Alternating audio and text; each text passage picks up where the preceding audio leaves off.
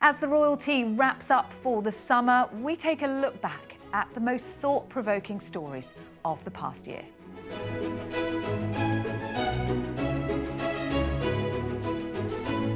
Well, I'm quite interested on the reaction. In all honesty, there's been a lot of polls which people dismiss.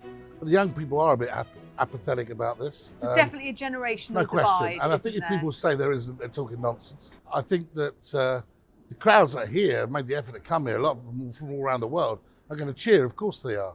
And the people at the palace are going to sit there and puffed up and say, well, look at us. But people come to cheer about being British here, not just about the royal family. They don't just cheer about the royal family. They're not just here to support the king. They're here to support king and country You are and also their going to families. have protests at Trafalgar Square. Yeah, but there are a aren't bunch you? of guys in the yellow shirts. I don't think that's going to be that exciting. But I think that what's important to recognise is that this royal family is in it is in a moment of transition. Her Majesty was, frankly, if there had been an election, she'd have won the election for head of state. It's not so easy for Charles and Camilla in particular. So I think that I'll be watching for the reaction. I think the reaction will be good. I think it'll be positive. But the palace shouldn't get carried away with it because people are not as supportive of this king and queen as they were of our last queen. I mean, this is a small section disapproving, but mainly I think. Not Arthur. Oh, I mean, it is, Rob. It is, no, Rob. it isn't, Arthur. Those people turn out. You've got to look at the country's over 60 million people here, and the people that turn out 10 deep do not reflect everybody in the country. They reflect the people that want to see the royals will be part point is, of a Robert, history.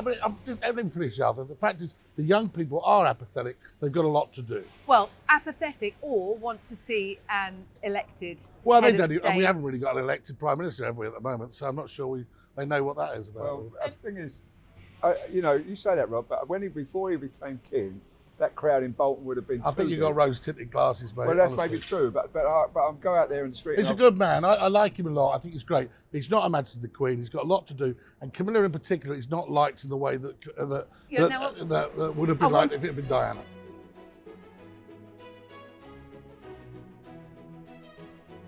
What about the day itself of the coronation and your impressions of it, Afia? Because there was so much build up to this. It was an enormous day, a moment in history. How do you think it went? I mean, the build up was really intense, actually, wasn't it? And I think on the day, I mean, the weather absolutely did not help. But, like I said 50 million times on the day, it didn't dampen people's spirits. And I think for me personally, it was incredible to be at Westminster Abbey, at that live position, to see the Diamond State coach and see the golden carriage with your very eyes right in front of you. It was an incredible spectacle. All the marching bands, the horses, the armed forces. I mean, earlier on in the morning, I saw shots of the armed forces walking through the streets of London. They came into Waterloo Station and to get to their rendezvous point, they sort of wandered through the streets of London, all I thought really it was so casual. British that they commuted in by train in full uniform. Brilliant. I mean, the only time the trains have ever run on time in London. And then to see them all regimented. I mean, we do pomp and pageantry better than anyone else in the world. It was an incredible spectacle. Duncan, what was it like for you? What would you pick out as, if you were going to take one moment from that day, what stands out for you? I think for me it was probably the moment when King Charles came out on the balcony, and I know that's obviously a big point, but it struck me as it happened that how many times in his life has he been out on that balcony and it's not been about him? That time, everyone gathered was there to see him, and it was his moment he'd waited since he was a 4-year-old boy for. So that for a moment, didn't cry or anything, but for me, I thought that must have been such an emotional moment for a guy that, as I say, has rehearsed that in his head thousands and thousands of times. And actually, that's a good point, because we had the family balcony moment, and then they went back in, and then we saw the King and Queen come back out just on their own. And you saw him, the gratitude on his face as he was thanking the crowds. And of course, the balcony being the place where only last year the country paid their respects to an incredibly beloved Queen in her Jubilee. A balcony is such an important where William and Kate kissed, and it represents so much. So for someone who, let's be absolutely honest, there was a time when many people thought he would be an unsuitable king and thought the public wouldn't warm to him. For that moment, for me, it kind of put all of the doubts, all of the scepticism and the ghosts of the past, if you like, put them all to bed in one fell swoop. Well, we've talked about Prince Andrew and his third row seat. Also in the third row was Prince Harry. Now, I thought that was a very poignant image as Harry walked into Westminster Abbey affair on his own. No Meghan with him, of course. There was also another image as the family headed off in their carriages back to Buckingham Palace, and then he was standing outside at the Abbey waiting for his car. We couldn't have seen the gulf played out more obviously if we tried. But he looked pretty relaxed, actually. Yeah, he talking to those in the congregation, chatting to the Archbishop of Canterbury. Yeah. A chat with Princess Anne. Yeah. He looked fine. I mean, he did look relaxed. I mean, yeah, he was walking single file into the Abbey, but It he can't was have been with, easy. No, definitely it can't have been easy. But he was with his cousins, Beatrice and Eugenie, and Yes. their husbands, and Mike Tyndall and Zara Phillips as well. And that's who I thought he would be with. And I'm glad that he was with them. Yeah, he was sat in the third row, but having conversations, looking quite relaxed. Probably had a conversation with Princess Anne's feather from her Blues and Royals uniform, which was strategically in his face at It some was a point. bit like the candle that was in front of Meghan during Yeah, the it funeral on every camera angle. But I think, you know, he looked relaxed. He did what he came to do. He saw his father being crowned, and then he was off back to Montecito to celebrate his child's birthday.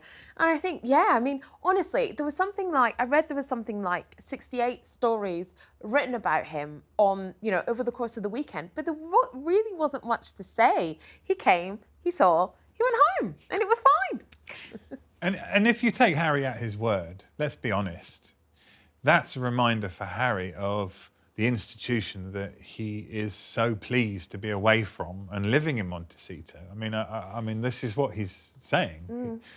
So why wouldn't he therefore turn up, think I'm here to pay my respects to my father and my And he family? still believes in the institution of monarchy, Yeah. and that was what this was all about. But the costumes and the ceremony and all of those things, presumably, as he's told us, he hates all of that. So maybe that's why he breezed through. He performed fine. He didn't look out of place. He didn't look like he wanted the earth to swallow him up. No. And perhaps that's why. Yeah, he was just relaxed, fine.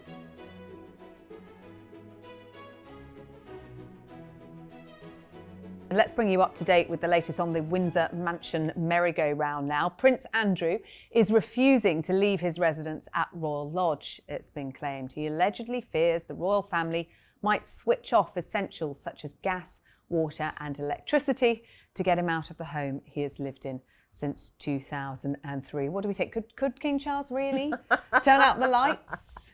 Of course, we know that will never happen. That Andrew says he wants to stay for the duration of the 55-year lease. And like I've said before, Prince Andrew, you really need to read the room. And at this very instance, look, your allowance of £250,000 or however much it has been cut. You cannot afford to stay there. And it's not like King Charles is kicking him out onto the streets. He's offering him Frogmore Cottage to go and live there. Just go quietly into the night. I think the constant complaining about, you know, he wants to stay at Royal Lodge and he's going to live out the lease and please don't cut off the electricity. It's not like British Gas are going to come around and put on a prepayment meter. You're not living in a cost of living crisis. Like, read the room. He sounds like a spoilt child. It's either Frogmore Cottage or a granny flat above a Pizza Express. Pick one and just go quietly. And Frogmore Cottage, the name a little misleading because it's by no means a cottage, is it, Exactly. Matt? No, it's vast, and it's going to be empty very soon, even if it's not now. I mean, I don't know, the government have recently changed the law, haven't they, saying that you can't evict people from houses for no reason. No fault evictions. No fault evictions. So Yeah, possibly... the Duke of York might have been studying the Isn't that legislation very strange closely. that they brought that legislation in just as Prince Andrew's been evicted. But I guess one solution is Andrew could move into Buckingham Palace because nobody else wants to live there, do we? It's true. We know that Charles is turning his nose up at it. I can kind of understand why. Clarence House is very nice, but it does sound like nobody's going to end up at Buckingham Palace.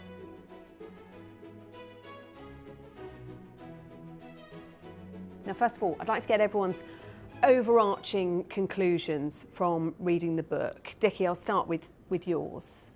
I don't agree with the book. It is a good read, but then it was a good ghostwriter. I think this is Harry's alternative to therapy. And hopefully, in what he said, that he's got it out of his system, he'll move on and do what he said he was going to do and do sort of things on the charity front rather than rubbishing his family. Afia? I agree with you, Dickie. I think it's a great read. It's very well written. J.R. Moringa is clearly a talented writer.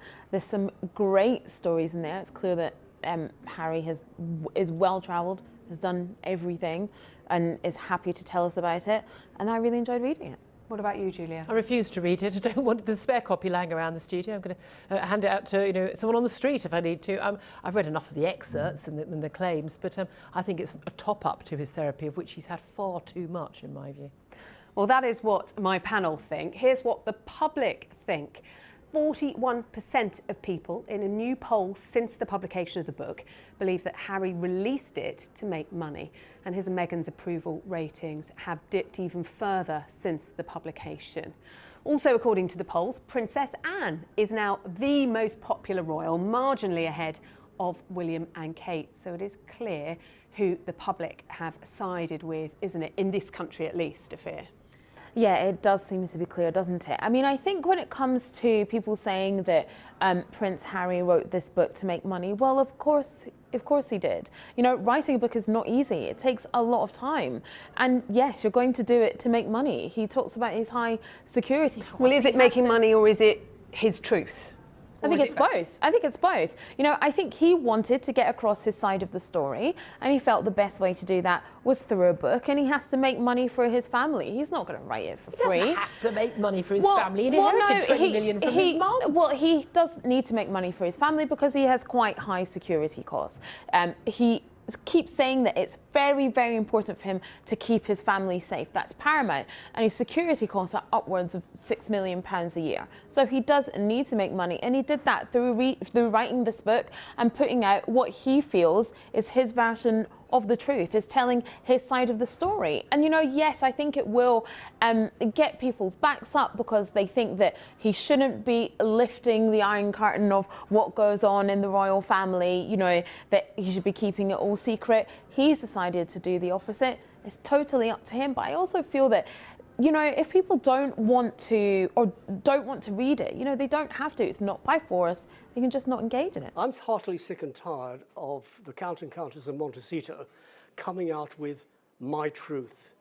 It's their side of the story, as you rightly say. But what is the real story? We're only hearing one side. We're not going to hear the other side. Well, I mean, Harry argues that we've heard the other side for all his life. Now he's putting it out. We haven't heard the other side. Yeah, there have been alleged leaks.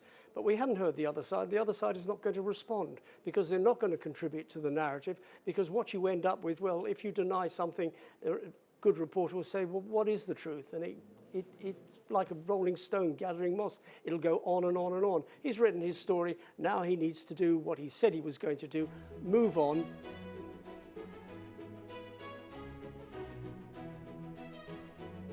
On a gardening theme, the royal family were out in force at the Chelsea Flower Show this week. The King and Queen were in attendance on the first day, Monday, the same day that the Princess of Wales made a surprise visit to join a children's picnic.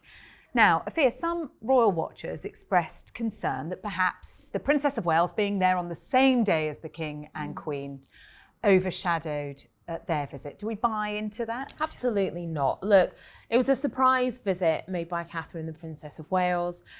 She looked great in this pink dress, which, you know, sold out in the hours after she's worn it before. Her mum's worn it as well. Absolutely. And I just think, you know, obviously Princess Catherine, the Princess of Wales, is the future of the royal family, along with her husband and her children.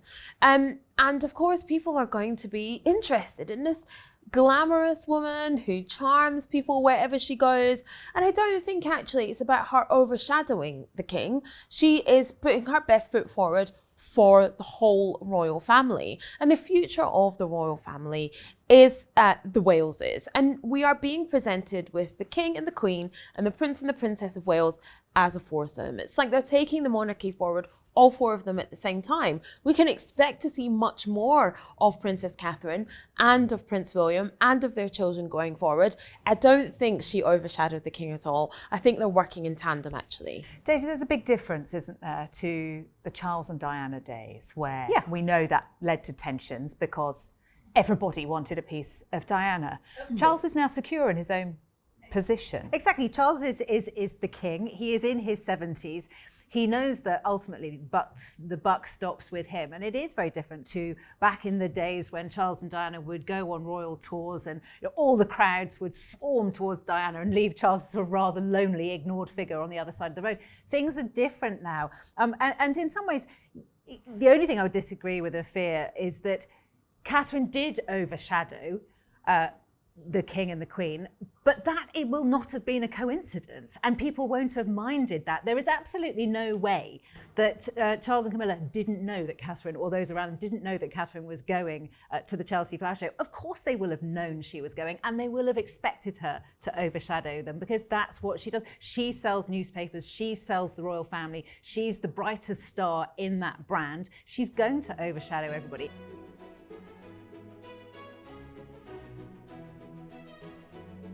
King Charles and Queen Camilla hosted a reception at Buckingham Palace this week to mark the 75th anniversary of the Windrush generation's arrival in the UK. Afia, tell us about the reception. Who was there and what was it all about? Well, like you said, it's 75 years on the 22nd of June since the Empire Windrush arrived at Tilbury Docks in Essex, and it's one of the biggest migration events that ever happened. You know, you had 800 people who came over from the Caribbean to the UK to help rebuild a UK ravaged by war. And you know, the point of this reception is celebrating that generation and the impact that they have had on the United Kingdom throughout the years. So you had basically the great and the good who are descendants of the Windrush generation. So you had broadcasters and journalists and people in the creative arts, just anybody who is of the Windrush family, I guess. And they were represented at the palace, and it was incredible. It's an incredible opportunity to celebrate this Windrush generation who have done an incredible amount for the fabric of British society. So I think it's brilliant that this reception happened. There's lots of things happening throughout the month of June, and actually for the whole year to celebrate 75 years since the Empire Windrush arriving in Essex. Yeah, and it looks like everybody had a really wonderful time.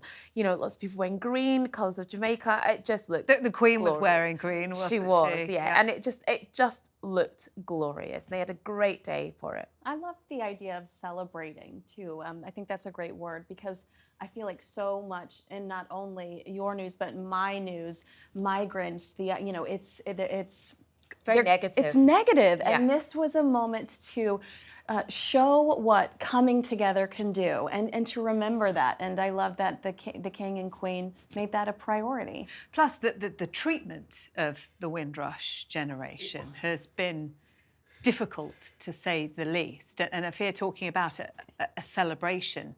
I think we now can celebrate, but at the time, they were very brave people who came over, because it wasn't straightforward. We've got to take back to the time. It was a very different era to be now. And as you've already mentioned, immigration is still right at the forefront of discussions politically and everything. And even then, it was so difficult, but it was so important to reflect the positivity in the end, because of it helped rebuild this country during the 50s when, you know, from the coronation and everything, it was a significant moment and a landmark moment. And I think, again, it reflects the King's ability just to tap into something that he can maintain what he's always valued as important. And the Windrush, and reflecting that and having a big reception, was testament to that.